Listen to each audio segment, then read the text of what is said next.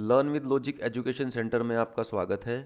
और आज हम शुरू करने जा रहे हैं child development and pedagogy series का चैप्टर नंबर 4, जिसमें हम पढ़ेंगे सोशलाइजेशन यानी सामाजिकरण और child centred and progressive education यानी बाल केंद्रित और प्रगतिशील शिक्षा के बारे में। और इन कॉन्सेप्ट्स को क्लियर करने के बाद मैंने इनसे रिलेटेड जो प्रीवियस ईयर एग्जाम्स में क्वेश्चंस आए हैं उनको डिस्कस किया है।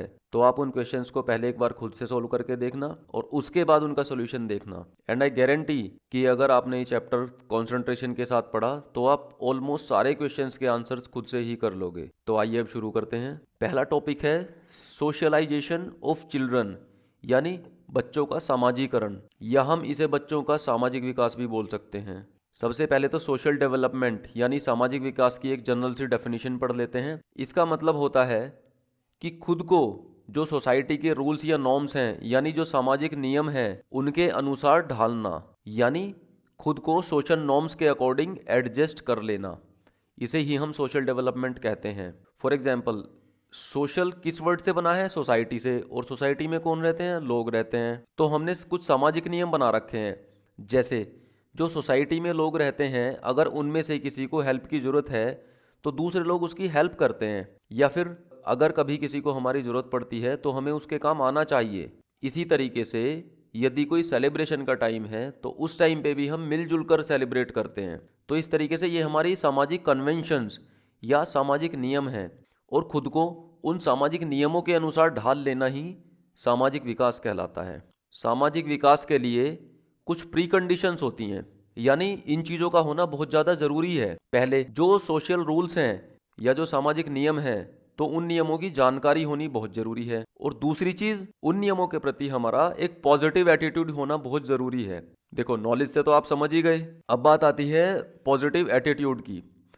पॉजिटिव एटीट्यूड का मतलब होता है कि सोसाइटी में जो भी एक्टिविटीज़ चल रही हैं आप उनको लेके ज़्यादा नेगेटिव ना रहें। जैसे मान लो किसी को आपकी हेल्प की ज़रूरत है तो आपका एटीट्यूड पॉजिटिव होना चाहिए। मतलब आप ये ना सोचें कि नहीं और कोई इंसान उसकी हेल्प कर देगा या मैं ही क्यों करूं। ये एटीट्यूड बहुत गलत है।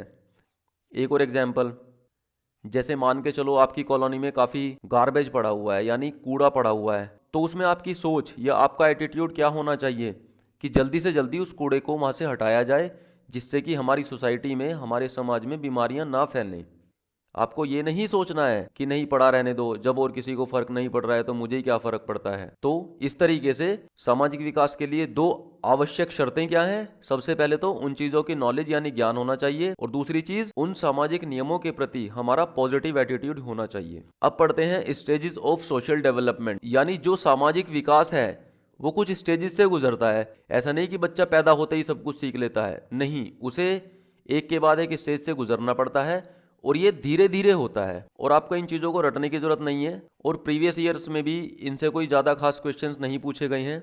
तो इन्हें बस आप एक बार पढ़ लेना, जिससे आपको थोड़ा आइडिया हो जाएगा कि उस बच्चे का सामाजिक विकास किस तरीके से होता है। जो चीज़ें एग्जाम पॉइंट ऑफ व्यू से इंपॉर्टेंट है वो मैं आपको मेंशन कर दूंगा। तो जन्म के समय बच्चा ना तो सोशल होता है और ना ही एंटी सोशल होता है, मतलब अभी उस बच्चे को सामाजिक नियमों की कोई जानकारी नहीं है। नेक्स्ट, सोशल डेवलपमेंट कब शुरू होता है? 3 महीने की एज में। और सबसे पहले बच्चा अपनी मदर को पहचानता है यानी अपनी माँ को पहचानता है। जब बच्चा 1 साल का हो जाता है तो फैमिली में इन्वॉल्व होना शुरू हो जाता है, मतलब अब वो घर के जो और लोग हैं उनको देख के हंसना, उनके साथ खेलना शुरू कर देता है। नेक्स्ट, जब वो बच्चा 3 साल का हो जाता है तो उसके बाद वो इनफॉर्मल फ्रेंडशिप में आना शुरू कर देता है, यानी अनौपचारिक मित्रता। इसका मतलब ये है कि अभी उसे नहीं पता कि मित्रता होती क्या है या फ्रेंडशिप होती क्या है, लेकिन जिन लोगों का बिहेवियर उसे अच्छा लगता है वो उन्हें अपना फ्रेंड मानने लगता है। और इस एज में फ्रेंडशिप की एक और खासियत होती है कि वो एज स्पेसिफिक नहीं होती, यानी उस बच्चे के जो दोस्त हैं वो छोटे भी हो सकते हैं और वो एज में काफ़ी बड़े भी हो सकते हैं। जैसे आपने देखा भी होगा कि कई बार छोटे बच्चे क्या कहते हैं कि मेरे मामा तो मेरे बहुत अच्छे फ्रेंड हैं या मेरे चाचा तो मेरे बहुत अच्छे फ्रेंड हैं। तो इस स्टेज की फ्रेंडशिप एज स्पेसिफिक नहीं होती। नेक्स्ट, जब वो बच्चा 6 साल का हो जाता है तो वो स्कूल जाने लगता है और अब उसकी फॉर्मल फ्रेंडशिप शुरू हो जाती है, यानी अब उसके औपचारिक मित्र बनने शुरू हो जाते हैं। औपचारिक से मतलब है कि अब वो खुद के अकॉर्डिंग जो उसे अच्छा लगता है उन्हें वो अपने फ्रेंड्स बनाता है।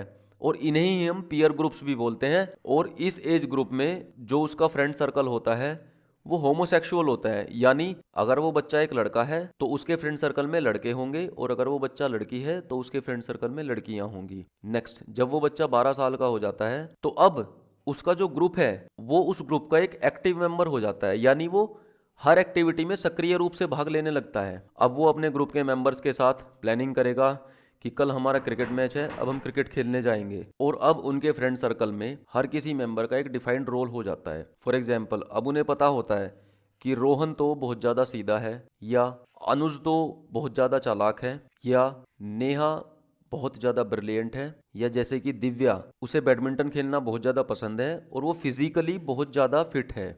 नेक्स्ट, जब वो बच्चा 15 साल का हो जाता है तो अब जो उसका फ्रेंडशिप सर्कल है उसमें वो ऑपोजिट सेक्स वाले मेंबर्स की तरफ अट्रैक्ट होना शुरू हो जाता है, और इसे ही हम हेट्रोसेक्सुअल फ्रेंडशिप भी बोलते हैं। यानी इस एज ग्रुप में बच्चा, अगर वो लड़का है तो वो अपने फ्रेंड सर्कल में गर्ल्स को प्रेफर करने लगता है, और अगर वो लड़की है तो वो अपने फ्रेंड सर्कल में बॉयज़ को प्रेफर करने लगती है। जब वो बच्चा 18 साल का हो जाता है तो उसका सामाजिक विकास अब पूरा हो जाता है। लेकिन देखिए, जो स्टेजेस हैं उनके अकॉर्डिंग या थ्योरेटिकली अगर देखें तो सामाजिक विकास पूरा हो चुका है, लेकिन जो उसका एटीट्यूड है, यानी जो उसका नेचर या रवैया है, वो through out the life change होता रहता है। कुछ सामाजिक नियमों को लेकर हो सकता है वो आज पॉजिटिव हो, लेकिन हो सकता है वो इन फ्यूचर नेगेटिव हो जाए। या फॉर एग्जाम्पल, हो सकता है अभी उस बच्चे को दोस्त बनाना बहुत ज़्यादा पसंद है, लेकिन इन फ्यूचर जैसे ही वो अपनी प्रोफेशनल लाइफ में बिजी हो जाएगा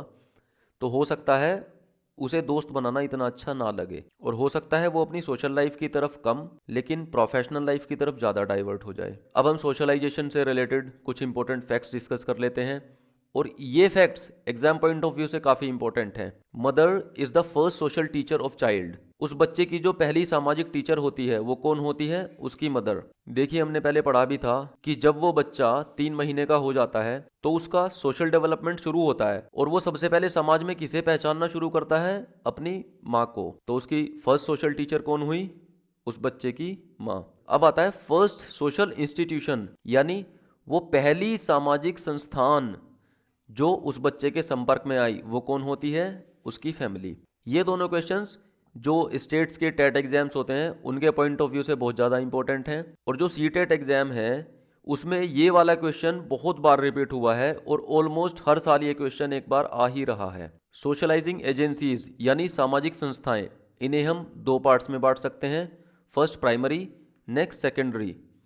तो प्राइमरी किसे बोलते हैं? बच्चा जिनके कॉन्टैक्ट में सबसे पहले आता है या जिससे बच्चे का डायरेक्ट कांटेक्ट होता है, जैसे कि फैमिली। तो उसकी फैमिली में जो मेंबर्स हैं, उसके भाई हुए, उसके कज़न हुए, या उसके मम्मी पापा हुए, वो प्राइमरी सोशलाइजिंग एजेंसीज के अंतर्गत आते हैं। नेक्स्ट है सेकेंडरी। ये वो सोशलाइजिंग एजेंसीज होती हैं जिनसे उस बच्चे ने डायरेक्ट कांटेक्ट नहीं बनाया, उनसे कांटेक्ट करना उसने अपनी फैमिली से ही सीखा, जैसे कि स्कूल, मीडिया या उसके पड़ोसी। तो यहाँ पर हमारे इस चैप्टर की थ्योरी खत्म होती है। आइए अब इस चैप्टर से रिलेटेड कुछ प्रीवियस ईयर क्वेश्चंस डिस्कस कर लेते हैं। Which of the following are examples of secondary socializing agency? 2 तरीके की सोशलाइजिंग एजेंसीज थी, कौन कौन सी? प्राइमरी और सेकेंडरी। प्राइमरी में कौन आता है? फैमिली आती है, PF। तो देखिए, फैमिली यहाँ है और फैमिली यहाँ है और फैमिली यहाँ भी है, तो इन तीनों ऑप्शंस को एलिमिनेट कर दो। बचा कौन सा ऑप्शन? B। और हमने पढ़ा भी था प्राइमरी में कौन होता है? फैमिली, या जो हमारे इमीडिएट फैमिली मेंबर्स होते हैं, और स्कूल, मीडिया, नेबरहुड, ये सब किस में आते हैं? सेकेंडरी में। तो इस क्वेश्चन का आंसर क्या हुआ? Option B, school and media. Which of the following is correct in context of socialization of children? और ये क्वेश्चन 2021 में आया है। Peers are the primary socialization agents and family is a secondary socialization agent. Family secondary होती है? बिल्कुल नहीं, ये तो प्राइमरी होती है। Family and mass media both are secondary? Family secondary नहीं है, फैमिली प्राइमरी है, तो इसे भी एलिमिनेट कर देते हैं। School is a secondary socialization agent and family is primary, ये बिल्कुल सही है। देखिए, स्कूल सेकेंडरी और फैमिली प्राइमरी है, बिल्कुल। School is a primary, school primary नहीं है, स्कूल सेकेंडरी है। तो इस क्वेश्चन का आंसर क्या हो जाता है? C। जो उस बच्चे की फैमिली होती है वो प्राइमरी सोशलाइजेशन एजेंट होता है, और school secondary. Next, which of the following is a primary socializing agency? कौन सी है प्राइमरी, बताओ? फैमिली। नेक्स्ट, 2016 में आया था, family plays dash role in socialization of child. Not so important, family important नहीं होती, ऐसा तो गलत है, फैमिली तो बहुत इंपॉर्टेंट होती है। एन एक्साइटिंग, रोचक। देखते हैं अप्राइमरी। देखिए फैमिली प्राइमरी एजेंट है, बिल्कुल है, तो इसका सी हो जाता है। बिल्कुल डायरेक्ट क्वेश्चन है, which of the following are the secondary agents of socialization? Secondary पूछा है इसने। देखिए फैमिली फैमिली फैमिली, फैमिली कौन सा है? प्राइमरी है, तो इसका सही आंसर क्या हुआ? ए, स्कूल एंड नेबरहुड। बाकी पढ़ने की भी जरूरत नहीं है, देखिए फैमिली इन तीनों में है, बट इसने सेकेंडरी पूछा है, और फैमिली क्या है? फैमिली एक प्राइमरी सोशलाइजेशन एजेंसी है। तो इसका आंसर क्या हुआ? Option A, school and neighbourhood, यानी स्कूल और उस बच्चे का पड़ोस। तो इन प्रीवियस ईयर क्वेश्चंस में आपने एक चीज देखी, अगर आपने केवल ये भी याद कर लिया कि जो बच्चे की फैमिली है वो प्राइमरी सोशलाइजिंग एजेंसी है, तो इसी से ही ऑलमोस्ट सारे क्वेश्चंस हो जाएंगे। तो ये वाला फैक्ट आपको बिल्कुल रट के चलना है कि जो उस बच्चे का परिवार है उसे हम प्राइमरी यानी प्राथमिक सोशलाइजिंग एजेंसी कहते हैं। तो इसी के साथ हमारा पहला टॉपिक सोशलाइजेशन खत्म होता है। आइए अब नेक्स्ट टॉपिक के बारे में पढ़ते हैं। हमारा आज का अगला टॉपिक है child centred and progressive education, यानी बाल केंद्रित और प्रगतिशील शिक्षा। इसमें हम सबसे पहले चाइल्ड सेंटर्ड एजुकेशन के बारे में पढ़ लेते हैं। देखिए सबसे पहले आप इसमें कीवर्ड्स को देखो। चाइल्ड मतलब बच्चा, सेंटर्ड मतलब केंद्रित, यानी अगर ये सर्कल है तो इसके सेंटर पे कौन है? बच्चा, यानी चाइल्ड, और बाकी सब चीजें पेरीफेरी पे आती हैं, यानी सेंटर बहुत ज्यादा इंपॉर्टेंट है। आपको बस इस बात का ध्यान रखना है कि इस तरीके की एजुकेशन में जो भी काम होंगे वो उस बच्चे को ध्यान में रखकर किए जाएंगे, और इसे हम स्टूडेंट सेंटर्ड एजुकेशन भी कहते हैं। स्टूडेंट सेंटर्ड कैसे? अरे जो स्टूडेंट है वो बच्चा ही तो है, और इसमें मेनली किन चीज़ों पे फोकस किया जाता है? Need and interest of the student, यानी उस बच्चे का जो भी इंटरेस्ट है या उस बच्चे की जो भी ज़रूरतें हैं उन पे फोकस किया जाएगा। मतलब अब जो टीचर पढ़ाएगा वो खुद की क्वालिटी के अकॉर्डिंग नहीं पढ़ाएगा, वो उस बच्चे को ध्यान में रखकर पढ़ाएगा। और चाइल्ड सेंटर्ड एजुकेशन में जो शिक्षा दी जाती है, यानी जो बच्चा सीखता है, वो उन सब चीज़ों को एक गेम या फन की तरह सीखेगा। मतलब जब वो बच्चा किन्हीं चीज़ों को सीख रहा है तो उस बच्चे को वो चीज़ें बोर नहीं लगनी चाहिए, एक एंटरटेनमेंट लगना चाहिए, यानी उस बच्चे को उन चीज़ों में मज़ा आना चाहिए। नेक्स्ट, इसमें उस बच्चे को प्राथमिकता दी जाती है, ना कि टीचर को। आइए अब CCE यानी चाइल्ड सेंटर्ड एजुकेशन के कैरेक्टरिस्टिक्स के बारे में पढ़ लेते हैं, मतलब बाल केंद्रित शिक्षा की विशेषताएं। और ये एग्जाम पॉइंट ऑफ व्यू से बहुत ही ज़्यादा इंपॉर्टेंट है, चाहे CTET एग्जाम हो या फिर किसी और स्टेट का टेट एग्जाम हो। हर एग्जाम में इस टॉपिक से रिलेटेड 2-3 क्वेश्चंस आने ही आने हैं। सबसे पहले कि ये जो चाइल्ड सेंटर्ड एजुकेशन है इसमें बच्चा करके सीखता है, यानी ही लर्न्स बाय डूइंग। हमें उस बच्चे को केवल बुक्स की हेल्प से नहीं सिखाना, हमें उस बच्चे को प्रैक्टिकल नॉलेज देनी है।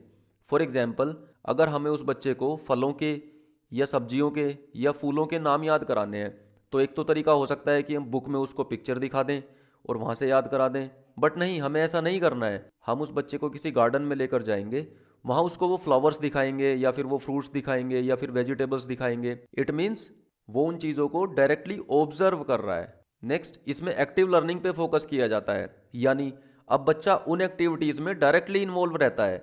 इसमें बच्चा एक्सपेरिमेंट्स करके सीख सकता है, या फिर आपने देखा होगा आजकल स्कूल्स में काफ़ी प्रोजेक्ट्स या मॉडल्स बनवाए जाते हैं, तो उनके थ्रू सीख सकता है, या फिर किसी म्यूज़ियम में, किसी पार्क में या किसी एग्जीबिशन में डायरेक्ट विजिट करके सीख सकता है। और इस अप्रोच को कंस्ट्रक्टिविस्ट अप्रोच भी कहा जाता है, यानी कंस्ट्रक्ट मीन्स निर्माण। इस अप्रोच का मतलब होता है कि वो बच्चा माहौल को ऑब्जर्व करके अपने नॉलेज का निर्माण खुद करता है। वो अपने आसपास की चीज़ों को खुद ऑब्जर्व करता है और एक्सप्लोर करता है, और उसी के थ्रू वो नॉलेज गेन करता है। इसका एग्जाम्पल आपने देखा होगा कि कई बच्चे ऐसे होते हैं कि अगर उन्हें कोई खिलौना मिल जाए तो वो 2-4 घंटे के अंदर अंदर ही उसे तोड़ देते हैं। इसका मतलब ये नहीं कि उन्हें वो खिलौना पसंद नहीं है, बल्कि वो ज़्यादा क्यूरियस होते हैं, वो जानना चाहते हैं कि इस खिलौने में जो मूवमेंट हो रहा है उसका रीज़न क्या है। मतलब वो उसके मैकेनिज्म को जानकर अपनी नॉलेज का निर्माण खुद करना चाहते हैं। तो इसे ही कंस्ट्रक्टिविस्ट अप्रोच कहा जाता है। चाइल्ड सेंटर्ड एजुकेशन में रोट लर्निंग को बिल्कुल इग्नोर करना है, यानी हमें रोट लर्निंग को बिल्कुल भी बढ़ावा नहीं देना है। जैसा कि हमने ऊपर भी पढ़ा कि उस बच्चे को हमें ज़्यादा से ज़्यादा प्रैक्टिकल नॉलेज देनी है, केवल किताबों के क्वेश्चन आंसर्स नहीं रटवाने हैं। नेक्स्ट, इसमें जो लर्निंग है वो उस बच्चे को एक फन यानी गेम की तरह लगना चाहिए, तभी तो वो बच्चा ज़्यादा देर तक पढ़ पाएगा। अदरवाइज वो बच्चा बोर हो जाएगा और फिर वो स्कूल नहीं जाएगा या फिर वो पढ़ना छोड़ देगा। इसका एग्जाम्पल आपने देखा होगा, जैसे कई बार टीचर्स बच्चों को छोटे छोटे गेम्स खिला देते हैं, उन्हें कुछ ग्रुप में डिवाइड कर देते हैं, फिर इंग्लिश की जो वोकेबुलरी है उसके ऊपर अंतराक्षरी खिला देते हैं। उससे क्या होता है, बच्चों को पता भी नहीं चल पाता और खेल खेल में ही उनकी वोकेबुलरी इंप्रूव हो जाती है। नेक्स्ट, इसमें स्टूडेंट्स को पूरी ऑटोनॉमी या फ्रीडम यानी स्वतंत्रता होती है कि वो खुद डिसाइड करेंगे कि क्या पढ़ना है और कैसे पढ़ना है। अब क्या पढ़ना है, इससे क्या मतलब है, हो सकता है किसी बच्चे का इंटरेस्ट मैथमेटिक्स में ज़्यादा हो और हो सकता है कोई बच्चा इतिहास के बारे में ज़्यादा पढ़ना पसंद करता हो। ये भी हो सकता है कि कोई बच्चा ज्योग्राफी यानी जैसे कि पृथ्वी के बारे में, प्लैनेट्स के बारे में या स्टार्स के बारे में, इन सब चीज़ों को पढ़ना पसंद करता हो। हो सकता है किसी बच्चे का इंटरेस्ट जूलॉजी पढ़ने में ज़्यादा हो, यानी वो बच्चा जानवरों के बारे में ज़्यादा जानना चाहता है। और ये भी हो सकता है कि वो बच्चा बॉटनी पढ़ने में ज़्यादा इंटरेस्ट लेता हो, यानी उसे पेड़ पौधे के बारे में पढ़ना ज़्यादा अच्छा लगता हो। एंड हाउ का एग्जाम्पल है कि वो बच्चा किसी चीज़ को किस तरीके से पढ़ना चाहता है या किस तरीके से सीखना चाहता है, ये वो खुद ही डिसाइड करेगा। फॉर एग्जाम्पल, अगर वो बच्चा ज्योग्राफी में इंटरेस्टेड है और वो प्लैनेट्स के बारे में जानना चाह रहा है, तो एक तो तरीका हो सकता है कि उस बच्चे को हम प्लानिटेरियम में लेकर चले जाएं और वहाँ वो उन चीज़ों को ऑब्जर्व करेगा। और दूसरा तरीका हो सकता है कि वो बच्चा रात में अपने घर से ही टेलीस्कोप की हेल्प से उन स्टार्स को या फिर उन प्लैनेट्स को देखना पसंद करे। तो ये उस बच्चे पर डिपेंड करेगा कि जिस तरीके से भी उसे पढ़ना अच्छा लग रहा है वो उसकी फ्रीडम है और उसे उसी तरीके से पढ़ाया जाए। Next, collaborative learning. इसका मतलब होता है कि उन बच्चों में आपसी सहयोग की भावना विकसित की जाए। मतलब उन बच्चों को सिखाया जाना चाहिए कि आपस में बिहेव कैसे करना है, सोसाइटी में लोगों से किस तरीके से बातें करनी है। और वाइगोत्स्की भी अपनी theory of socio cultural development में इसी बात पर फोकस करते हैं। इसमें हम क्या करते हैं, इसमें हम बच्चों को रोज़ में नहीं बिठाते, यानी कुछ बच्चे यहाँ पर बैठ गए और कुछ बच्चे यहाँ पर बैठ गए और कुछ बच्चे यहाँ पर बैठ गए। इसमें क्या है, सबका आपस में इंटरेक्शन नहीं हो पा रहा है। इससे अच्छा मेथड ये है कि हम उन बच्चों को एक सर्कल में बिठाएं, एक यहाँ बैठ गया, फिर एक यहाँ, फिर एक यहाँ, फिर एक यहाँ, ऐसे करके। इससे इन बच्चों के लिए आपस में इंटरेक्ट करना थोड़ा आसान हो जाता है और उनमें एक दूसरे की हेल्प करने की भावना विकसित होती है। चाइल्ड सेंटर्ड एजुकेशन में बच्चों की काउंसलिंग को बहुत ज़्यादा इंपॉर्टेंस दी जाती है। जो भी टीचर है उसको टाइम टाइम पर ऑब्जर्व करना है कि उस बच्चे की करंट रिक्वायरमेंट्स क्या क्या हैं, उस बच्चे का करंट लेवल क्या है और क्या क्या मेथड्स हो सकते हैं कि उस बच्चे में इम्प्रूवमेंट किया जा सके। तो ये उस टीचर को टाइमली ऑब्जर्व करना पड़ेगा और उसी के अनुसार उसको बच्चों की काउंसलिंग करते रहना है जिससे वो बच्चा मोटिवेटेड रहे। इसमें सेल्फ पेस्ड लर्निंग पे फोकस किया जाता है, यानी उस बच्चे के याद करने की स्पीड या पढ़ने की स्पीड क्या होगी ये उस बच्चे को फोर्स ना किया जाए, ये वो बच्चा खुद के अनुसार ही करेगा। क्योंकि आपने देखा होगा क्लास में कुछ बच्चे बहुत ज़्यादा इंटेलिजेंट होते हैं तो वो चीज़ों को जल्दी ग्रैब कर लेते हैं, लेकिन कुछ बच्चे कंपैरेटिवली कम इंटेलिजेंट होते हैं या उनका आईक्यू लेवल थोड़ा कम होता है तो उन बच्चों को थोड़ा टाइम लगता है। नेक्स्ट, चाइल्ड सेंटर्ड एजुकेशन में उस बच्चे के कंप्लीट डेवलपमेंट यानी ओवरऑल डेवलपमेंट पर फोकस किया जाता है। हमने अपने फर्स्ट चैप्टर में जिसका नाम ग्रोथ एंड डेवलपमेंट था उसमें डेवलपमेंट के अलग अलग डोमेन्स पढ़े थे, उनकी एक शॉर्ट ट्रिक भी थी। बताइए क्या ट्रिक थी वो? PCS एग्जाम, यानी PCSEM, physical, cognitive, social, emotional and moral development. It means हमें उस बच्चे के ओवरऑल डेवलपमेंट पर फोकस करना है जिसमें सारी चीज़ें शामिल होती हैं, ना कि किसी एक ही डोमेन पर। इस एजुकेशन सिस्टम में हम बच्चों को ज़्यादा से ज़्यादा क्वेश्चंस पूछने के लिए एनकरेज करते हैं। मतलब उस टीचर को क्लास में बच्चों से बोलना चाहिए कि उस टॉपिक को पढ़ने के बाद तुम ज़्यादा से ज़्यादा क्वेश्चंस पूछो, उससे उस बच्चे की क्यूरियोसिटी का भी पता चलता है। और जब अलग अलग तरह के क्वेश्चंस आते हैं तो फिर उनसे बच्चे में एक प्रॉब्लम सॉल्विंग एटीट्यूड भी डेवलप होता है। और वैसे कहा भी जाता है कि the questions are the gateway for the teacher to understand the child's mind. मतलब प्रश्न किसी भी शिक्षक के लिए उस बच्चे के मन को समझने का प्रवेश द्वार होते हैं। तो अगर कोई टीचर किसी बच्चे के माइंड को पूरे तरीके से समझना चाहता है तो उस बच्चे के द्वारा क्वेश्चंस का पूछा जाना इसका सबसे अच्छा तरीका है। डिफरेंशिएटेड इंस्ट्रक्शंस, यानी जो उन बच्चों को इंस्ट्रक्शंस दी जानी है या जो उन बच्चों को सिखाया जाना है वो अकॉर्डिंग टू इंडिविजुअल डिफरेंसेस होना चाहिए। देखिए बच्चे अलग अलग तरह के होते हैं, जैसे कुछ बच्चों की कंसंट्रेशन ज़्यादा होती है, कुछ बच्चों की कम होती है। इसी तरीके से कुछ बच्चों का आईक्यू लेवल ज़्यादा हो सकता है और कुछ बच्चों का आईक्यू लेवल कम हो सकता है। और मैंने ऊपर भी एग्जाम्पल दिया था कि कुछ बच्चे ज़्यादा इंटेलिजेंट हो सकते हैं और कुछ बच्चे कम इंटेलिजेंट हो सकते हैं। और क्लास में अलग अलग बच्चे अलग अलग माहौल से आते हैं। हो सकता है किसी के घर में एजुकेशन का माहौल हो और हो सकता है किसी के घर में पढ़ाई का बिल्कुल भी माहौल ना हो।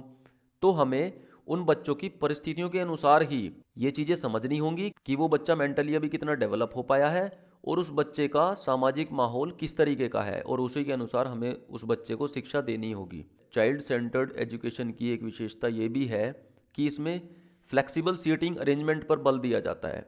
यानी उस बच्चे को फोर्स नहीं किया जाना चाहिए कि तू सबसे आगे बैठेगा या तू सबसे पीछे बैठेगा। जहां भी उस बच्चे का मन हो उसे वहीं बैठने दिया जाए।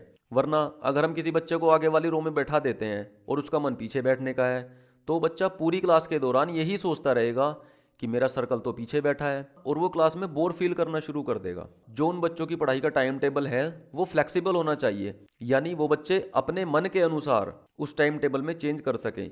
हो सकता है उस बच्चे का अभी मैथमेटिक्स पढ़ने का मन ना हो, उसका अभी इंग्लिश पढ़ने का मन कर रहा हो, तो फिर हमें उस टाइम पे उसे इंग्लिश पढ़ने दिया जाए। और मान लिया अभी उस बच्चे के पास 2 घंटे हैं और हम उसे बोल रहे हैं कि पहले घंटे तू पढ़ ले और नेक्स्ट घंटे तू खेल लेना, लेकिन उस बच्चे का मन है कि मैं अभी तो नहीं पढ़ूंगा, तो उसे पहले घंटे खेल लेने दिया जाए और फिर वो अगले घंटे खुद ही आकर पढ़ लेगा। नेक्स्ट, इस एजुकेशन सिस्टम में जो टीचर है उसका रोल ओनली एक ट्यूटर की तरह नहीं होना चाहिए, उसका रोल एक फैसिलिटेटर की तरह होना चाहिए। यानी जब वो टीचर किसी बच्चे को पढ़ाएगा तो उस बच्चे पर चीज़ें थोपनी नहीं है, बल्कि वो बच्चा जो भी सीखना चाहता है उस टीचर को उस बच्चे की हेल्प करनी है उन चीज़ों को सीखने में। Next, learning based on real life, मतलब जो हमारा वास्तविक जीवन है उसी के आधार पर उस बच्चे को सिखाया जाना चाहिए। इसका एक छोटा सा एग्जाम्पल लेते हैं।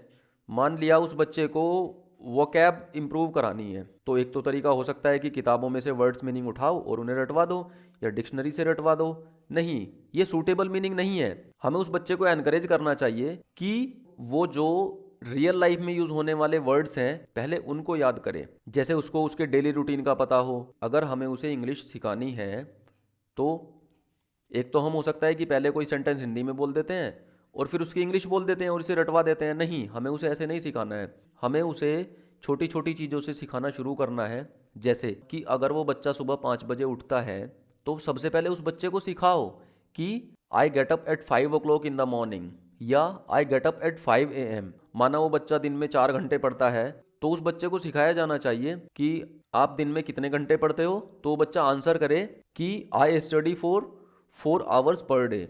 नो मार्क्स बेस्ड असेसमेंट, मतलब हमें केवल इस बात पे फोकस नहीं करना है कि उसके हिंदी में कितने मार्क्स आए या उसके मैथमेटिक्स में कितने मार्क्स आए। हमें उस बच्चे का एक ओवरऑल फीडबैक देना है कि उस बच्चे का कितना फिजिकल डेवलपमेंट हो पाया है, या उस बच्चे का कितना कॉग्निटिव डेवलपमेंट हो पाया है, या उस बच्चे का कितना सोशल डेवलपमेंट हो पाया है। अगर मार्क्स बेस्ड लर्निंग होगी तो इससे क्या है, जिन बच्चों के मार्क्स कम आ रहे हैं वो थोड़ा डीमोटिवेट हो सकते हैं और हो सकता है वो फ्यूचर में पढ़ाई की ओर ज़्यादा इंटरेस्टेड ना रहें। तो इसी वजह से हमें मार्क्स बेस्ड रिजल्ट की बजाय ओवरऑल फीडबैक पर ज़्यादा फोकस करना है। And last but not the least, हमें पनिशमेंट पर बिल्कुल भी फोकस नहीं करना है। पनिशमेंट को बिल्कुल इग्नोर करके चलना है, क्योंकि पनिशमेंट उस बच्चे के मन में एक डर बिठा देगी और फिर डर उस बच्चे की आदत बन सकती है। तो हमें पनिशमेंट को बिल्कुल इग्नोर करना है, पनिशमेंट बिल्कुल भी नहीं देनी है। अब देखो, हमने चाइल्ड सेंटर्ड एजुकेशन की जो विशेषताएं हैं उनमें 17 पॉइंट्स पढ़े। वैसे तो ये इतने आसान थे, फिर भी अगर ये एग्जाम में आ जाते हैं और आपको याद नहीं आता कि ये जो पॉइंट है ये उन नोट्स में है या नहीं है, और इन पे 1 या 2 क्वेश्चन आने भी जरूर हैं, तो इन्हें समझना कोई इतनी बड़ी रॉकेट साइंस नहीं है। आप जो वर्ड्स दिए हुए हैं ना उन पे फोकस करना। जो भी वहाँ पे कीवर्ड दिया हुआ है, अगर वो कीवर्ड पॉजिटिव है तो आप उसे राइट टिक कर देना। सोच के देखो, अगर उस एग्जाम में एक ऑप्शन आ रहा है कि आपको क्लास में बच्चों को मैथमेटिक्स पढ़ाना है और मैथमेटिक्स के क्वेश्चंस रटवाने हैं, तो आप बताइए क्या रटना एक पॉजिटिव वर्ड हो सकता है? बिल्कुल भी नहीं हो सकता। वहीं एग्जाम में दूसरा ऑप्शन क्या है कि आपको उस बच्चे को रियल लाइफ का एग्जाम्पल देने हैं या फिर प्रैक्टिकल वे में समझाने के लिए उस बच्चे को लैब में लेकर जाना है या फिर किसी फैक्ट्री में लेकर जाना है। जैसे अगर हमें उस बच्चे को ये सिखाना है कि ब्रेड कैसे बनती हैं, तो हम उसे ओरली बताने के बजाय अगर किसी ब्रेड बनने वाली फैक्ट्री में लेकर चले जाते हैं तो वो वहाँ पर ज़्यादा सीखेगा। तो फिर ये पॉजिटिव वर्ड हुआ या नेगेटिव वर्ड हुआ? ऑब्वियसली ये पॉजिटिव वर्ड हुआ, तो हमें इस पर राइट टिक कर देना है। अगला, हमें जो करंट गवर्नमेंट स्कीम्स चल रही हैं, यानी जो सरकारी योजनाएं चल रही हैं, भले ही वो किसी स्टेट गवर्नमेंट की हो और भले ही वो सेंट्रल गवर्नमेंट की हो, तो अगर हमने कुछ चीज़ें उनमें पढ़ी हैं तो उनसे रिलेटेड जो भी ऑप्शन एग्जाम में आ रहा है तो हमें उसे राइट क्लिक कर देना है। जैसे अगर हम नेशनल एजुकेशन पॉलिसी की बात करें तो उसके अनुसार बच्चों को पीटना नहीं है, हमने कहीं ना कहीं पढ़ा है, तो इसका मतलब हमें बिल्कुल भी नहीं पीटना है। या गवर्नमेंट स्कीम्स में आजकल जो प्रैक्टिकल एजुकेशन है उस पर ज़्यादा फोकस किया जा रहा है, तो अगर ऑप्शन में आपको प्रैक्टिकल एजुकेशन कहीं दिखती है या प्रैक्टिकल नॉलेज कहीं दिखती है तो उस पर राइट टिक कर देना है। आइए पढ़ लेते हैं प्रोग्रेसिव एजुकेशन के बारे में। ये टॉपिक भी एग्जाम पॉइंट ऑफ व्यू से बहुत ज़्यादा इंपॉर्टेंट है और हर साल एक या दो क्वेश्चन इस टॉपिक से जरूर आते हैं। प्रोग्रेसिव एजुकेशन का मतलब है प्रगतिशील शिक्षा, यानी उस बच्चे में निरंतर प्रगति होती रहनी चाहिए। अगर सब्जेक्ट के हिसाब से हम इसका मीनिंग जानने की कोशिश करें तो प्रोग्रेसिव एजुकेशन होती है child centred education plus social upliftment, यानी जो भी हमने चाइल्ड सेंटर्ड एजुकेशन यानी बाल केंद्रित शिक्षा से रिलेटेड चीज़ें पढ़ी, इसमें वो सब चीज़ें तो आएंगी ही आएंगी, बस उसमें एक चीज़ और ऐड हो जाएगी और वो है सामाजिक विकास। यानी अब तक हमने बच्चे पर फोकस कर लिया कि बच्चे को उसकी ज़रूरत के अनुसार शिक्षा दी जाए, अब इसमें सोसाइटी को और ऐड कर दो, वो शिक्षाएं अब सोसाइटी की नीड्स के अकॉर्डिंग दी जाएं। जैसे समाज की ज़रूरत है कि समाज में सफाई रखी जाए, तो उस बच्चे को बताया जाए कि सफाई करना क्यों आवश्यक है, इससे बहुत सारी बीमारियां दूर हो सकती हैं, इससे हम हेल्दी रहेंगे। या एक और एग्जाम्पल, जैसे सोसाइटी में अलग अलग वर्ग के लोग रहते हैं तो उस बच्चे को सिखाया जाए कि आपको जाति या धर्म के आधार पर लोगों के बीच भेदभाव नहीं करना है, हमें देश में एक रूपता लानी है और हमें यूनिटी के साथ रहना है। यही प्रोग्रेसिव एजुकेशन होती है, यानी जिस एजुकेशन से उस बच्चे की तो प्रोग्रेस होनी चाहिए, साथ में सोसाइटी की भी प्रोग्रेस हो। और ये कंसेप्ट ऑफ प्रोग्रेसिव एजुकेशन ये कहाँ पे शुरू हुआ था? यूएस में। और ये आंदोलन वहां पर किसने शुरू किया था? जॉन डीवी ने। और इन्हें हम फादर ऑफ प्रोग्रेसिव एजुकेशन यानी प्रगतिशील शिक्षा का जनक भी कहते हैं। आगे अब हम प्रोग्रेसिव एजुकेशन के कैरेक्टरिस्टिक्स यानी प्रोग्रेसिव एजुकेशन की विशेषताएं जान लेते हैं। देखिए, जैसा कि मैंने कहा था कि जो चाइल्ड सेंटर्ड एजुकेशन है इसमें उसकी सारी विशेषताएं तो आ ही जाएंगी, बस उसके साथ कुछ चीज़ें और ऐड हो जाएंगी जिन्हें हम अभी पढ़ लेते हैं।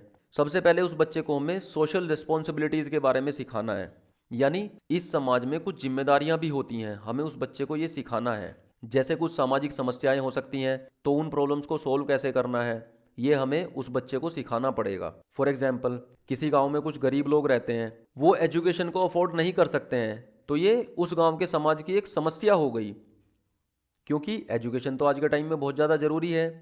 तो हमें उस बच्चे को सिखाना पड़ेगा कि जो गरीब लोग हैं उन बच्चों के लिए भी एजुकेशन बहुत ज़्यादा ज़रूरी है, तो उन्हें भी एजुकेटेड किया जाना चाहिए। नेक्स्ट, जो भी पढ़ाई का पाठ्यक्रम है यानी करिकुलम है वो सोसाइटी के अकॉर्डिंग ही होना चाहिए। जैसे हम क्लास में अक्सर साइंस, हिस्ट्री, ज्योग्राफी इन सब की बातें तो करते रहते हैं, लेकिन क्या सोसाइटी के हर किसी इंसान से उन चीज़ों का कोई मतलब है? बिल्कुल भी नहीं। तो हमें उस पढ़ाई के करिकुलम में कुछ ऐसे टॉपिक्स को भी इंक्लूड करना है जो उस सोसाइटी से रिलेटेड है, जैसे कि सफाई का विशेष ध्यान रखना, जैसे कि कुकिंग का सिखाना, जैसे कि सिलाई सिखाना, हाँ, जैसे एग्रीकल्चर की बेसिक नॉलेज होना। तो ये सब टॉपिक्स भी करिकुलम में इंक्लूड होने चाहिए। नेक्स्ट, प्रोग्रेसिव एजुकेशन में एंटरप्रेन्योरशिप को भी इंक्लूड किया जाता है, यानी हमें उस बच्चे को यह नहीं सिखाना कि पढ़ाई करो और उसके बाद फिर अच्छी सी नौकरी ले लो और बस उसके बाद आराम करो। नहीं, हमें केवल इन चीज़ों पर फोकस नहीं करना है। इससे क्या है, इससे उस बच्चे का थॉट प्रोसेस नैरो हो जाता है।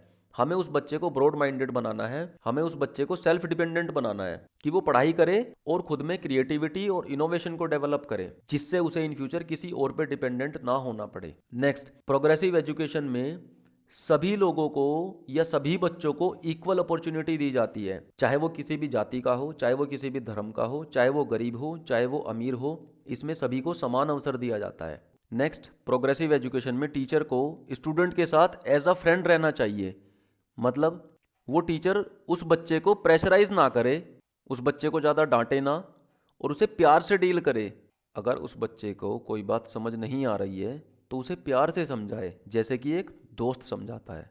नेक्स्ट, इसमें जो क्लास है उस क्लास में डेमोक्रेटिक एनवायरनमेंट होना चाहिए, यानी प्रजातांत्रिक वातावरण होना चाहिए। अब प्रजातंत्र का मतलब क्या होता है या डेमोक्रेसी का मतलब क्या होता है? जहाँ जनता की सुनी जाती है।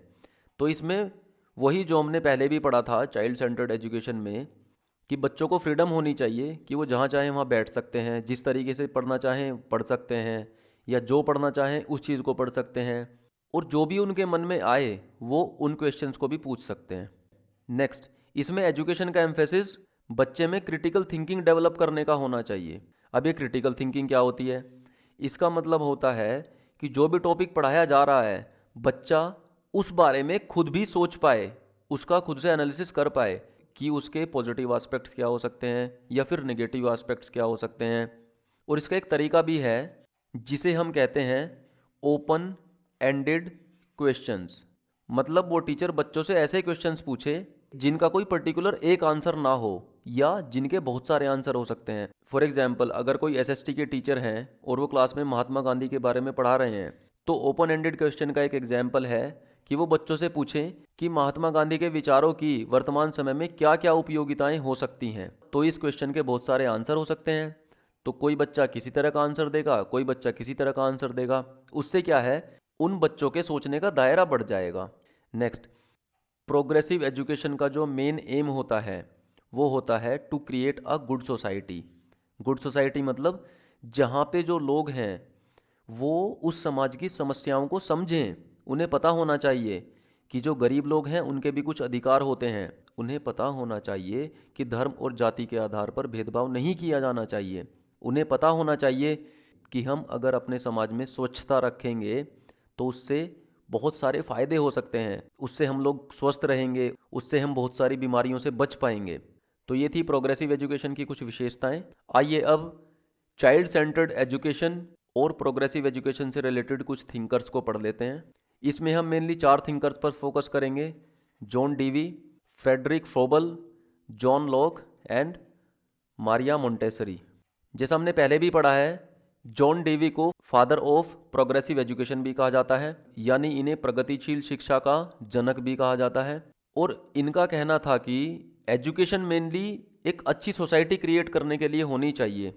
और जॉन डेवी ने लैब स्कूल्स भी सेटअप किए थे। लैब स्कूल का मतलब होता है, जैसे आपने स्कूल्स में लैब भी देखी होंगी, तो यहाँ पर बच्चा प्रयोगों के माध्यम से चीज़ों को सीखता है। Next, Friedrich Froebel. इनका कहना था कि बच्चे को गेम्स या फिर फन द्वारा सिखाया जाना चाहिए। मतलब उस बच्चे को जो चीज़ हम सिखा रहे हैं उसमें उसे बोर्डम फील नहीं होना चाहिए, उसे उन चीज़ों में मज़ा आना चाहिए। और बच्चा मेनली सेल्फ एक्टिविटीज़ के थ्रू सीखे, यानी खुद करके सीखे। जॉन लॉक, इनका कहना भी यही था कि बच्चा गेम्स या फिर फन द्वारा सीखे। और इनकी एक बहुत फेमस स्टेटमेंट है कि child's mind is like a tabula rasa. Tabula rasa का मतलब होता है ब्लैंक स्लेट। इसका मतलब है कि जो बच्चा है अभी वो एक ब्लैंक स्लेट की तरह है, तो उसमें हम डिफरेंट डिफरेंट वैल्यूज़ डाल सकते हैं। मतलब उसे हम अभी जो भी चीज़ें सिखाएंगे उन्हें वो ग्रहण करेगा। जैसे एक ब्लैंक स्लेट होती है ना, उस पर हम कुछ लिखते चले जाते हैं फिर वो भर जाती है। तो ऐसे ही हमें उस बच्चे को अच्छी अच्छी बातें सिखानी चाहिए, जो सोसाइटी से रिलेटेड एजुकेशन है वो देनी चाहिए। हमें उन बच्चों को सिखाना चाहिए कि जिन लोगों को आपकी मदद की ज़रूरत है उनकी मदद करो। हमें उस बच्चे को सोशल अपलिफ्टमेंट के बारे में सिखाना चाहिए। हमें उस बच्चे को सिखाना चाहिए कि जो उसके दोस्त हैं उनके साथ प्यार से रहे, आपस में भाईचारे से रहे। Next, Maria Montessori. इन्होंने माइंड को एक स्पोंज कहा है। स्पोंज मतलब होता है एब्जॉर्ब करना। मतलब हमारा माइंड एनवायरनमेंट से खुद इंफॉर्मेशन को एब्जॉर्ब करता है, यानी ग्रहण करता है।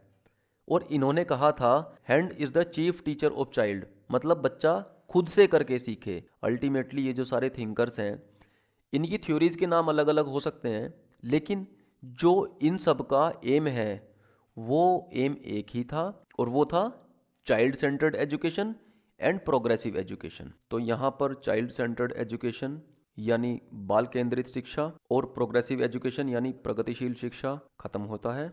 आइए अब इन टॉपिक्स के बारे में कुछ प्रीवियस ईयर क्वेश्चंस डिस्कस कर लेते हैं। अब आप देखना, ये क्वेश्चंस आप बहुत इजीली कर लोगे। शुरू में आपको ये क्वेश्चंस बहुत बड़े लगेंगे देखने में, लेकिन आप पूरे क्वेश्चंस पर ध्यान मत देना, आप केवल कीवर्ड्स पर ध्यान देना। देखिए, in a progressive classroom ample opportunities should be provided for construction of knowledge. Opportunities दी जानी चाहिए, मतलब सभी बच्चों को अवसर दिया जाना चाहिए। बिल्कुल, जैसे मैंने आपसे कहा था कि पॉजिटिव वर्ड्स देखने हैं, तो सभी को अवसर दिए जाने चाहिए, ये एक पॉजिटिव वर्ड है। Students should be labelled on the basis of their academic scores. देखिए, वैसे भी हमने ये पढ़ा था कि मार्क्स के बेस पे हमें असेसमेंट नहीं करना चाहिए। इस स्टेटमेंट का मतलब है कि जो छात्र हैं उन्हें एक लेवल दे दिया जाए उनके स्कोर के बेस पे, मतलब जो 90% वाले हैं उन्हें एक अलग कैटेगरी में रखा जाए, जो 50% वाले हैं उन्हें एक अलग कैटेगरी में रखा जाए। ये तो एक नेगेटिव स्टेटमेंट हुई, तो ये गलत हो जाती है। A teacher should follow fixed curriculum, बिल्कुल नहीं, फिक्स नहीं है, वो फ्लेक्सिबल था। The emphasis should be on competition among students. देखिए, हमें स्टूडेंट्स में कॉम्पिटिशन वाली फीलिंग नहीं लानी है। इससे क्या है, जो लो परफॉर्मिंग स्टूडेंट्स हैं उनके बीच नेगेटिविटी वाली फीलिंग आ सकती है। तो इसलिए इनमें से पॉजिटिव स्टेटमेंट कौन सी है कि सभी स्टूडेंट्स को अपॉर्चुनिटीज दी जानी चाहिए, तो इसका ऑप्शन ए सही हो जाता है। इसको हम डायरेक्ट भी देख लेते हैं। ये देखिए, इक्वल अपॉर्चुनिटी, अगर आप डायरेक्ट याद करना चाहें तो ऐसा भी कर सकते हैं, लेकिन थोड़ा सा सोचोगे और दिमाग लगाओगे तो ये क्वेश्चंस बहुत इजीली हो जाएंगे। नेक्स्ट है, child centred pedagogy promotes exclusive reliance on text books. Only text books पे फोकस करेगा? नहीं, बिल्कुल नहीं। अरे किताबों से अब हमारा इतना मतलब रहा नहीं है। उस बच्चे को बाहर एक्चुअल एनवायरनमेंट में लेके जाओ। Giving primacy to children's experiences, जो बच्चों के अनुभव है, हाँ ये बिल्कुल हो सकता है। रोट मेमोराइजेशन, उसको रटवाना है? बिल्कुल नहीं। लेबलिंग, अभी हमने देखा था। कैटेगराइजेशन जो मैंने बताया था, 90% वालों की अलग कैटेगरी, 70% वालों की अलग कैटेगरी, या फिर 50% वालों की अलग कैटेगरी, ये नेगेटिव स्टेटमेंट है, इसको भी अलग हटाओ। हमने पढ़ा भी है कि इस एजुकेशन में मेनली बच्चा एक्सपीरियंसेस के थ्रू सीखता है, यानी वो बच्चा करके सीखता है, मीन्स लर्निंग बाय डूइंग। तो इसका ऑप्शन बी सही हो जाता है। In a progressive education children are seen as blank slate. देखिए, इसमें आप कंफ्यूज मत होना। प्रोग्रेसिव एजुकेशन में बच्चे ब्लैंक स्लेट समझे जाते हैं? ऐसा नहीं है। ये तो लॉक ने कहा था कि बच्चा एक ब्लैंक स्लेट की तरह होता है। मिनिएचर अडल्ट्स, मतलब अडल्ट्स का ही एक छोटा रूप, ऐसा भी कुछ नहीं है। पैसिव, मतलब वो बच्चे कुछ अपने आप से सोचेंगे भी नहीं, वो केवल चीज़ों की नकल करते रहेंगे, ऐसा तो नहीं है। वो तो एक्टिव होते हैं। हमने पीछे पढ़ा भी है कि उन बच्चों का किसी भी टास्क में एक्टिव इन्वॉल्वमेंट होना ज़रूरी है, तो ये ऑप्शन भी गलत हो जाता है। एक्टिव एक्सप्लोरर्स, ये ऑप्शन बिल्कुल सही है। देखिए, उन्हें किसी भी टास्क में एक्टिवली पार्टिसिपेट करना है। अब देखो, आप ऑप्शन ए में कंफ्यूज मत होना, ये जॉन लॉक की एक स्टेटमेंट थी, लेकिन इस क्वेश्चन में प्रोग्रेसिव एजुकेशन में बच्चों की क्वालिटी के बारे में पूछा जा रहा है। तो बच्चे कैसे होने चाहिए? एक्टिव एक्सप्लोरर्स, मतलब वो बच्चे चीज़ों को एक्टिवली एक्सप्लोर करें या उनके बारे में जानने की कोशिश करें। Next, which of the following options best describes the progressive education? Project method, ability grouping. देखो, मैं आपको इस तरीके के क्वेश्चन सोल्व करने की एक छोटी सी ट्रिक बताता हूँ। इसमें ना आप निगेटिव वर्ड्स को ढूंढो और उस ऑप्शन को एलिमिनेट कर दो। देखिए, हमें रैंकिंग देनी है, ये पॉजिटिव वर्ड है या नेगेटिव? रैंक से तो जो बच्चे अच्छा परफॉर्म नहीं कर पा रहे हैं उनमें इंफीरियरिटी कॉम्प्लेक्स आ जाएगा, तो ये ऑप्शन गलत हुआ। नेक्स्ट, लर्निंग बाय डूइंग सही है। प्रोजेक्ट मेथड, चलो मान लेते हैं आपने प्रोजेक्ट मेथड के बारे में भी पढ़ा नहीं है, तो भी इस ऑप्शन को छोड़ देते हैं। Next, thematic units, regular unit test और रैंकिंग। देखिए, अगेन रैंकिंग यहाँ पे निगेटिव वर्ड हुआ, तो इस ऑप्शन को भी एलिमिनेट कर देते हैं। पर्सनलाइज्ड लर्निंग, एबिलिटी ग्रुपिंग, फिर से देखिए, क्या हमें उन बच्चों को ग्रुप्स में डिवाइड करना है? बिल्कुल नहीं करना। लेबलिंग भी नहीं करनी है। तो देखिए, ऑप्शन ए, सी और डी एलिमिनेट हो जाते हैं, तो इसका सही आंसर क्या हो जाता है? ऑप्शन बी, मतलब learning by doing, project method and cooperative learning. तो अगर कोई क्वेश्चन आपने अच्छे से पढ़ा भी नहीं है, फिर भी अगर आप एग्जामिनेशन हॉल में बैठ के शांत दिमाग से सोचें, तो आप इस तरीके से बहुत इजीली उन क्वेश्चंस को सोल्व कर सकते हैं। Next, in a progressive classroom setup the teacher facilitates learning by providing N environment that restrictive, मतलब वो बच्चों को प्रतिबंधित करेगा, मतलब वो बच्चों पर रोक लगाएगा? बिल्कुल नहीं। डिस्करेजेस इंक्लूजन, इंक्लूजन मतलब सभी बच्चों का इन्वॉल्वमेंट होना चाहिए, तो होना चाहिए या नहीं होना चाहिए? बिल्कुल होना चाहिए। तो वो इन चीज़ों को डिस्करेज करेगा या इनकरेज करेगा? इन्वॉल्वमेंट को तो वो बढ़ावा देगा ना, तो ये ऑप्शन भी गलत हो जाता है। एनकरेजेस रिपीटेशन, मतलब हमें चीज़ों को बार बार दोहराना है, वही रटने वाली बात आ गई, बिल्कुल गलत। प्रमोट्स डिस्कवरी, हाँ ये ऑप्शन बिल्कुल सही है, क्योंकि उन बच्चों को सिखाया जाना चाहिए कि वो खुद से चीज़ों को एक्सप्लोर करने की कोशिश करें और फिर नई नई चीज़ों की खोज करें। अब देखो, ये क्वेश्चन 2016 में आया। अब वो इसी क्वेश्चन में थोड़े से चेंजेस करके इसको दोबारा भी रख सकता है। जैसे अगर वो इस ऑप्शन में डिस्करेजेस की जगह एनकरेजेस कर दे, तो मतलब इंक्लूजन को एनकरेज करना चाहिए या इंक्लूजन को प्रमोट करना चाहिए, तो फिर ये ऑप्शन सही हो जाएगा। तो इसी वजह से चीज़ों को रटना नहीं है, उन्हें बस समझने की कोशिश करनी है। तो इसी के साथ हमारा CDP का चैप्टर नंबर 4 खत्म होता है, जिसमें हमने socialization, child centred education and progressive education के बारे में पढ़ा। देखिए, अब जो मेरी नेक्स्ट 5th चैप्टर वाली वीडियो आएगी, तो उससे पहले आप मेरे शुरू वाले चारों चैप्टर्स को एक बार रिवाइज जरूर कर लीजिएगा, और आपको उसमें ज़्यादा टाइम भी नहीं लगेगा। उन चारों चैप्टर्स को रिवाइज करने में आपको मैक्सिमम 1 से 1.5 घंटा लगेगा, और उसके बाद आपको उन चैप्टर्स की लगभग 80 से 90% चीज़ें याद हो जाएंगी। और वैसे भी आप सभी जानते हैं कि किसी भी कॉम्पिटिटिव एग्जाम को क्वालिफाई करने के लिए revision is the key to success. तो टाइमली रिवीजन करते रहना, और मेरी आने वाली वीडियोज़ की रेगुलर अपडेट्स के लिए इस चैनल को सब्सक्राइब कर लेना,